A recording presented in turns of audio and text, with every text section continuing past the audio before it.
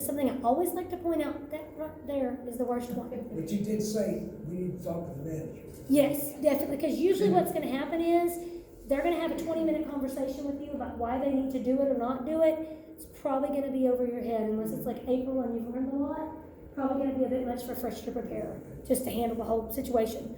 Also, there's more in the return and things of that nature. And a lot of times when they come in, they're set in stone, they wanna do it. So it takes someone kind of walking them through, backing them out of that process and helping them. And also sometimes they'll come in because that other one's already filed that way, and that's a whole nother issue that we have to deal with. So, okay, let's see, anything else? There was something else in here about filing status. Where was it? I thought I saw it somewhere. Maybe I'm just going crazy and I didn't see it somewhere. Which deductions did you bring? That the one? No, I thought there was something else down here about filing status. If I see it in a minute, I'll tell you guys. Okay, thank you, Miss Sheila. That was great. Okay, Ron, what have you got under your thing there? Sign here. Sign here. Okay, sign here. Now, you think that would be easy, right?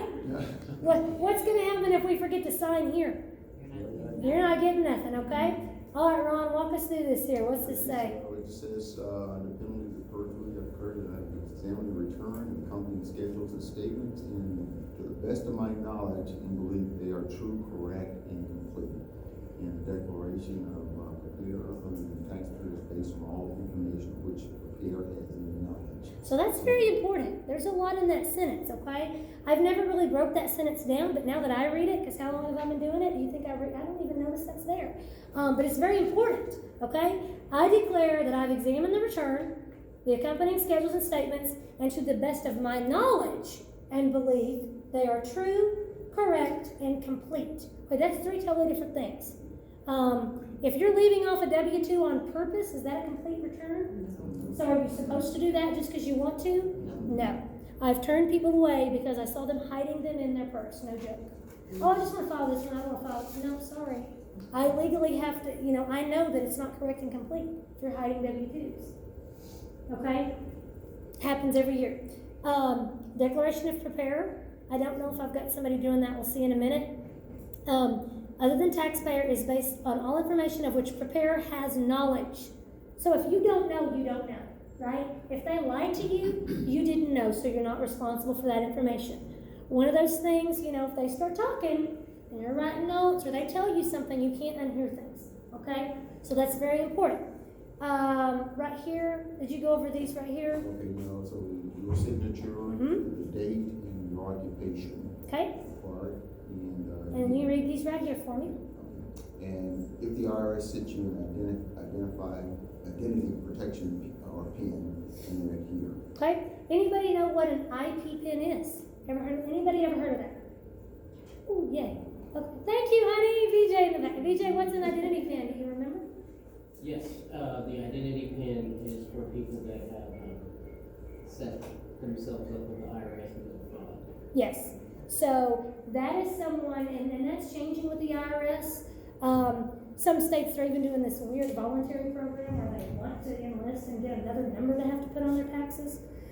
Whew, sounds crazy to me, but there are some states this year that are being allowed to voluntarily opt into this. But how it normally works is, you've heard of identity theft and fraud, right? Have any of you known anybody that's had their social security numbers used before? No, that's good. You have known a few. Very difficult to deal with, right? So we have a few each year that we see. Maybe one or two clients a year that we see that we discover it. That is, if they come in, we go to send it, somebody's used your social. Well, I didn't file and nobody claimed me, and we're in a bad situation, right? Once this is discovered, there are some processes you have to go through. I don't think they auto issue it to you. Sometimes they do, sometimes they don't. It's kind of those gray areas with the IRS, but they will give you an identity protection PIN. That allows you, after that first year, to be able to e-file it through the e-file system, okay? Once the IRS knows you've had that kind of issue, they want you to use that so that whoever actually stole your identity doesn't send your return through. Now, that is here because it has to be entered at the time of the return. What's going to happen if you have one of these and we try to send it through the system? It's not going to accept it. And it's going to come back and say, this person hasn't done anything. And then what's the client going to say? I did it. I do. I forgot. I didn't get it. I don't know where it is, I got something in the mail, I don't know, I mean, it's all kinds of answers. Had somebody recently, he had one from years ago and completely forgot. And so now we're stuck doing his filing a different way. But very important, there is questions in the system that will have you ask them. Do you have an IP pin, an identity theft pin? You know, that way, if they've forgotten or something of that nature, hopefully it'll stir their brain. Okay, thank you, Ron. We are looking for number 5. Samantha, where you got under there?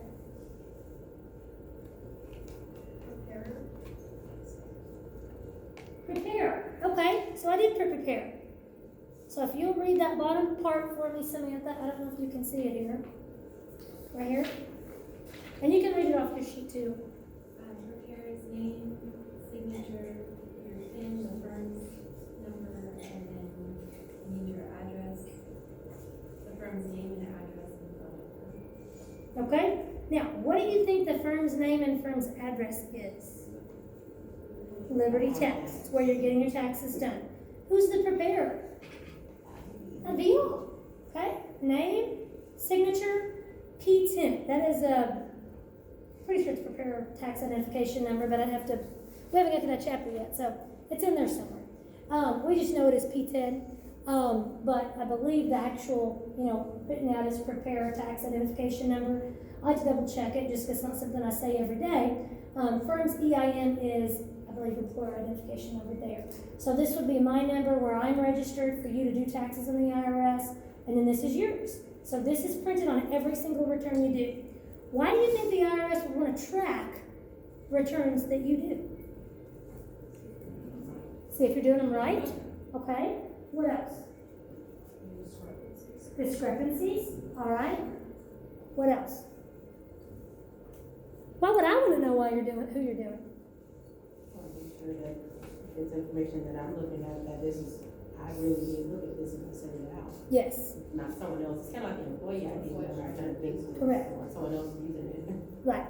Okay. There's also fraud now going on with these. So fraudsters have gotten smart. So they're even trying to hack into the system we use to get our authorization numbers to do taxes, to use that as a way to file fake tax returns. So that is even another thing that has gone on that they've had to address in security issues. And then your employer identification number is just my identification number that's registered at the IRS. So you have to put that in, we can't put that in, right? How it works through our system is when you get that, I enter it in our admin, and all of this is auto-stamped for you. You don't have to do anything, okay? And I'd love to say that we have our P10s memorized. I know it when I look at it, but I couldn't tell you. Yeah, because we don't write it. You don't, once it's in the system, you don't ever write it again or do anything with it, it's just there. We do house it for you in the system, and then we keep a paper copy, and then they do it by email, so everybody gets their email with it in there. This right here, check if third-party designee or self-employed. Okay, this has to do with, we are third-party designee for this claim. Okay, so we usually try to auto-check these, usually the system does. I have to see if Drake is going to this year, there's a big debate about that, if we should legally just auto-stamp that we're their representative. I think we should be able to, because they've signed everything else, and we're the ones that have to call the IRS if something comes up. So we'll have to see if it gets auto-stamped this year. In the past it was. So if we had to call the IRS or somebody, we'd have their 1040 in front of us, we'd give them this information, and then we could talk to them about the return. So that's the TARP part of the return. Tammy, your number, yes? Just curious about the self-employed. Self-employed, I believe, has to do with, if you're self-employed, you don't necessarily have to have firm's name on there because you're self-employed, okay? But, because right here, your EIN, so this would probably be more of if you don't have an EIN, to put someone on there as a firm. But then it also goes back to, we have an e-file authorization number that we also have.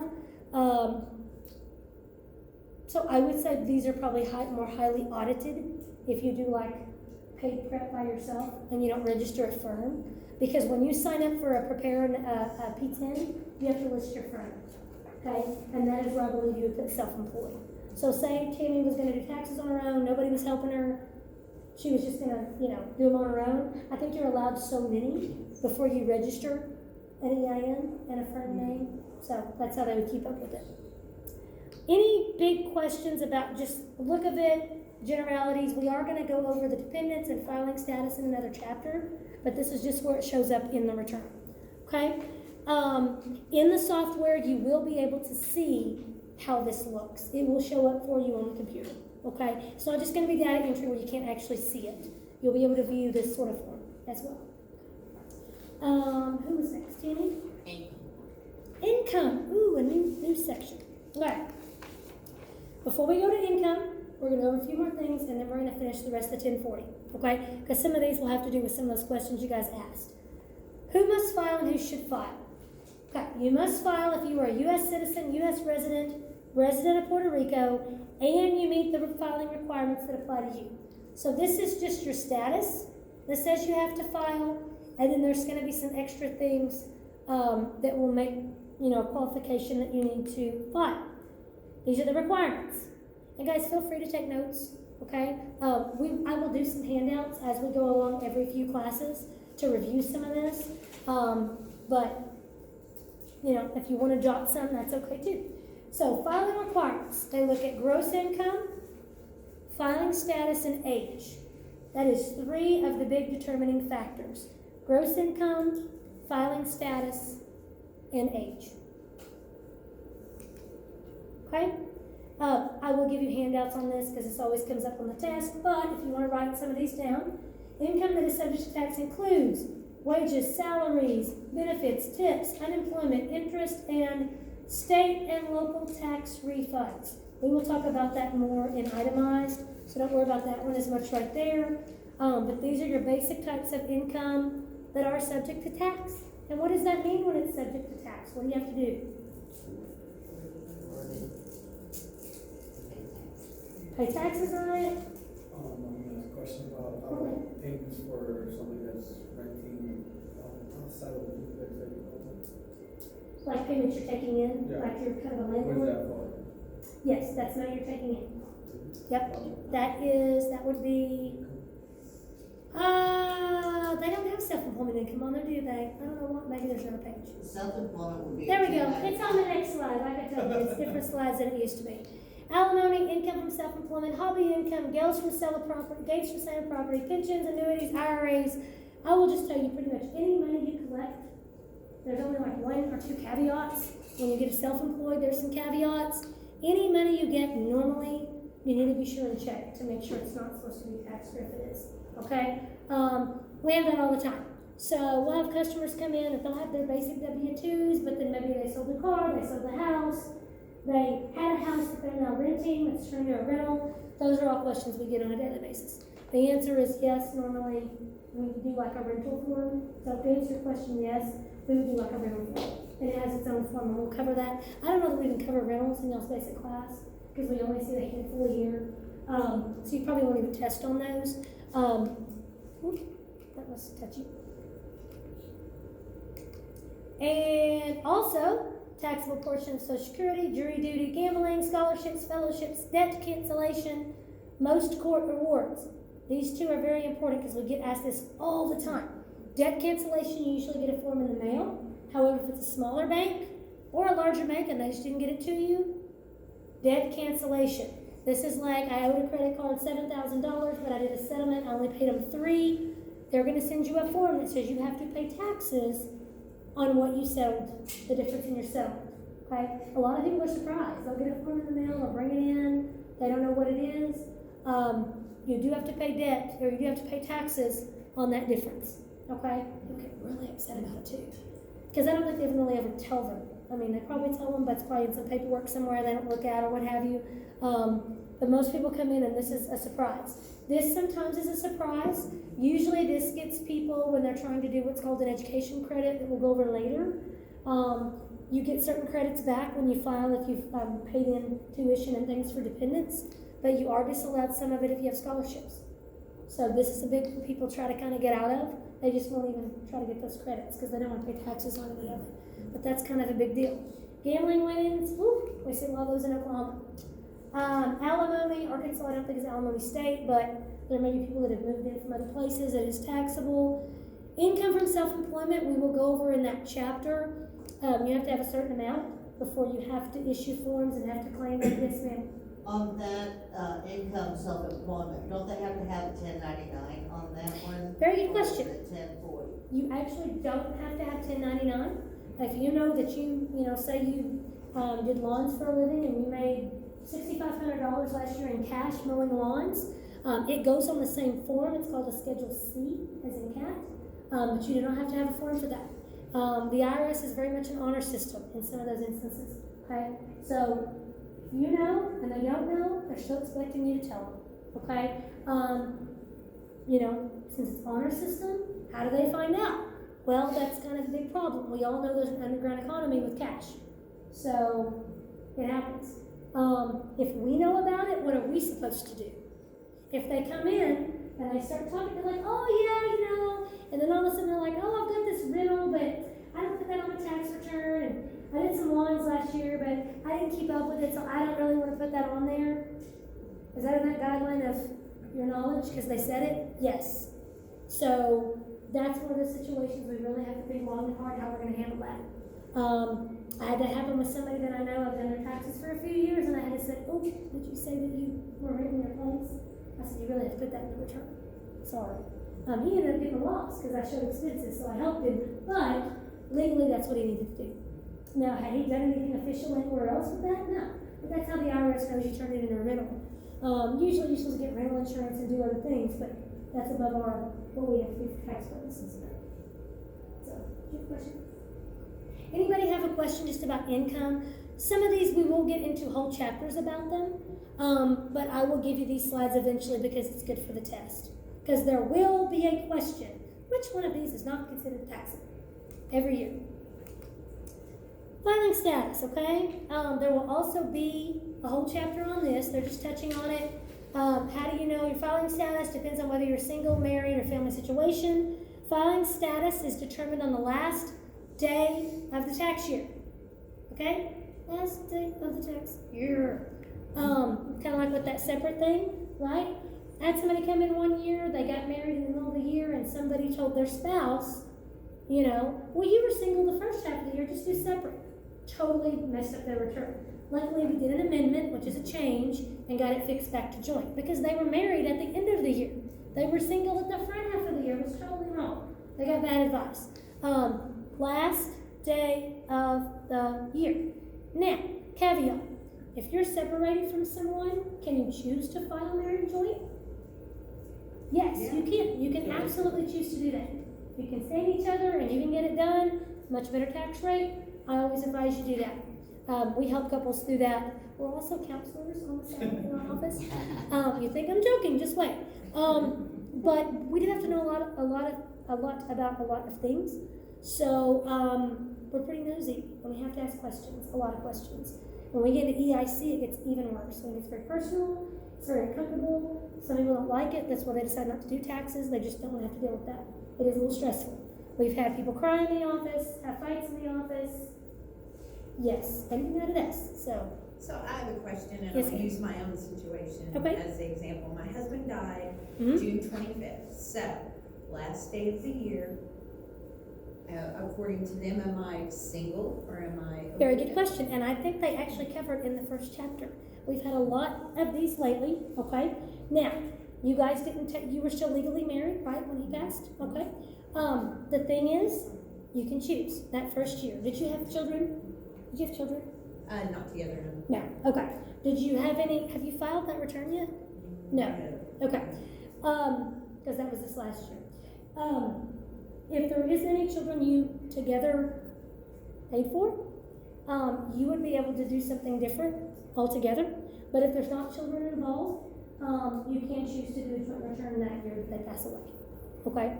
And there's a certain specific way you do it. We've just dealt with 2 or 3 of these. They have been a little bonkers lately with the way we had to do them. But yes, initially, and it's pretty simple on the front end. A little more difficult if you don't have all the information, like his W-2s, things of that nature. But if you have everything, it's not very difficult. But you can choose to file together, yes. If you're age 65 or older on the last day of your tax year, your filing requirement is generally higher.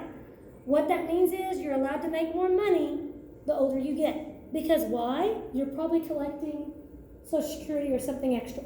Okay, so they give you a little bit more of a leeway on your filing requirement, okay, and what's taxed. A lot of people don't realize that if you make so much and are collecting Social Security, some of that Social Security can become taxable. We see that all the time. It makes people very, very mad. They will gripe us up and down because they think something's wrong. What are you doing? And it's super cut and dry. Like the system literally on the 1040 lays it out. Here's your Social Security. This is the part that's taxable. Yes, ma'am. I'm getting to that age, okay? No, I you're not. know, I'm not 18 anymore, I'm just saying. But I was talking to, the Social Security office, Mm-hmm. and they said after 66, that you can make as much money and it's not taxable. Is that true? There it is right there. There's your chart. Excuse me, there's your chart. Filing requirement for most taxpayers. So really dry.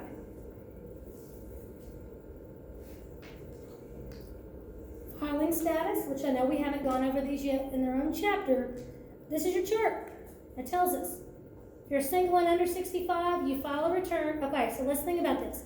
File a return if your gross income was at least $12,000. What does this mean if you're like 40 and you made $10,000 last year? Say you had a low year. You know, you didn't work a lot, you got laid off. If you made less than $12,000, do you have to file? No. But what did I tell you at the beginning of the class? What do we want to do when somebody walks in the door? Make them pay. Make them a customer. Why would you want to file? So you don't have to. You might get something. You might get something. Okay? The easiest way to tell, if they bring us their W-2s. Now, I would say normally, if we have the time, we put the forms in and kind of see what the system's going to give them. But usually, once you've been doing it for at least a little bit, you can look at the W-2 and say, well, you paid wages in and you didn't make very much, so you may get some of that back. You sure you don't want us to look at that?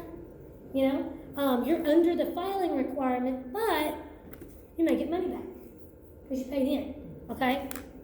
So that is, and to boot, they may get EIC credits, which is a whole nother chapter, but there are certain credits and refunds you can get even if you don't have a requirement. So that's why we say almost everybody that walks in the door could be a customer, okay? As long as they have some kind of wages or some kind of income. Single, 65 and older, you file if you're above this, okay? Joint, there's your amounts. Now, if you are collecting Social Security and regular income, it's going to be a percentage. So it's a little different than this. This is more just wages, okay? This doesn't really take into consideration the Social Security. This is more just wages, okay? Because when you get into this, over 65 and these amounts, it's a little more of a gray area. Remind me when we get on the computers, for those of you to get to that stage, and I can even bring some returns in to show you guys these calculations. We'll probably do some returns in here too eventually to see how that part works, okay? This chart will be available. You'll have it for the test. I wouldn't stress about it, but you will also have a question a billion times over about all this. Okay, filing requirements for dependents, okay? And we said who had dependents earlier? Rita? Okay, for dependents. Filing requirements for dependents are determined by gross income, earned income, unearned income, marital status, age, and blindness. But what did I tell you about people that make money? What do we want to turn them into? Do we do dependent returns? Absolutely. So, my daughter is going to be 18 next year, and she may do some side work for us through the tax office. I think I might W-2 her. She's going to be one of those waivers, or delivering marketing goodies. She'll get a W-2. And if I tell her to hold out some taxes, next year she's probably still going to be our dependent, but she could do a return and get that back, right? So, to me, this isn't even an issue. I'm like, where's your dependents returns? Like that's, somebody comes in and says, oh, my kiddo worked, bring me their stuff. I don't even get into the yes, no, bring me their stuff. We'll put them in. Most places will give those dependent returns for free. If it's pretty simple and they just work like 1 or 2 jobs, we'll kind of throw that in with the parents' return. They are still their own individual file when you file it, but we will give them a discount on that or discount it.